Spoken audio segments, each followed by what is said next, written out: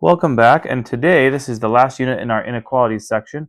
We're going to be working with variables on both sides, and just like the day before, we're going to treat this like an equation. Remember when to flip the sign. That's kind of the only unique thing with inequalities. And I got 3 problems picked out for you guys. And the first one, number 1, looks like this. Negative 5v minus 7 is greater than or equal to 1 minus 4v. So just like we did with solving equations, we want to move the smaller variable term, and the smaller variable term is going to be this negative 5, so we need to use the inverse operations to get the variables on the same side. So I'm going to plus 5v both sides.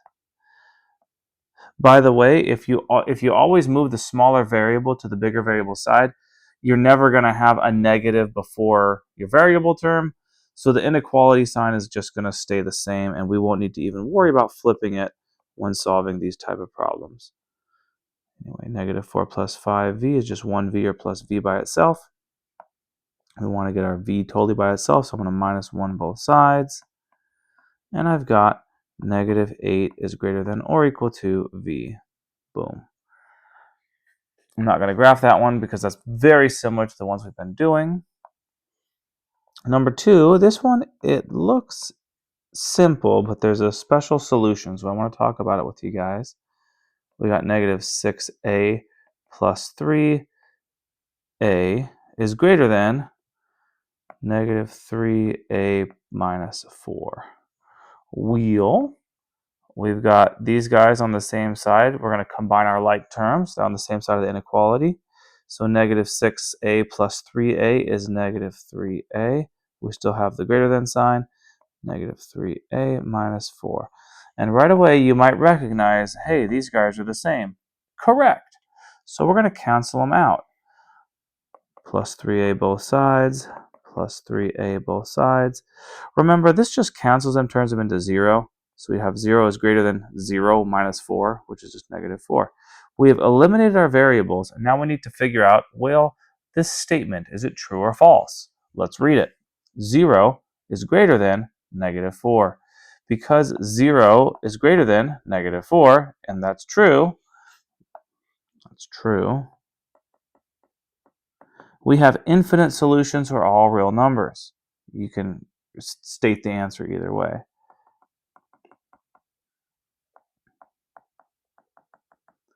Now, if this statement was false, we would write no solution.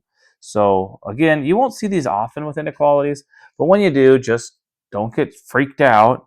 Just, oh, is it true or false? If it's true, you got infinite solutions. If it's false, you've got no solution. Now today also, one of my students asked a good question and said, how do I graph that? Well, I will show you. You can just go negative 1, 0, 1. If you were graphing infinite solutions or all real numbers, all you do is draw a line on top. Because what is that a graph of? Well, that there is a graph of all the numbers on a number line, which would work for this inequality. So that's a special situation. You won't see those often, like I said, but when you do, just remember you know how to deal with them.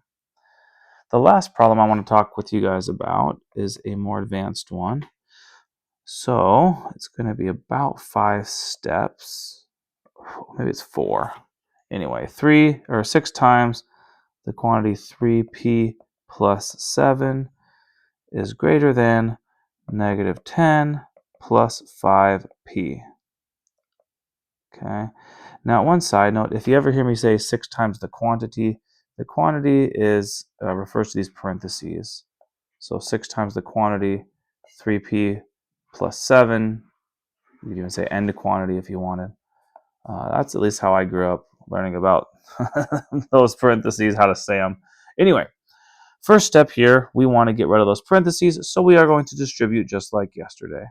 So we have 6 times 3p, that's 18p.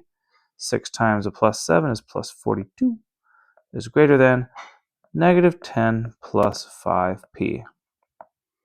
Here we have to remember, okay, we now have variables on 2 sides of the equation. Here and here, I need to move the smaller one. Which one's smaller? Well, we have an 18 and a 5. We're going to move the 5.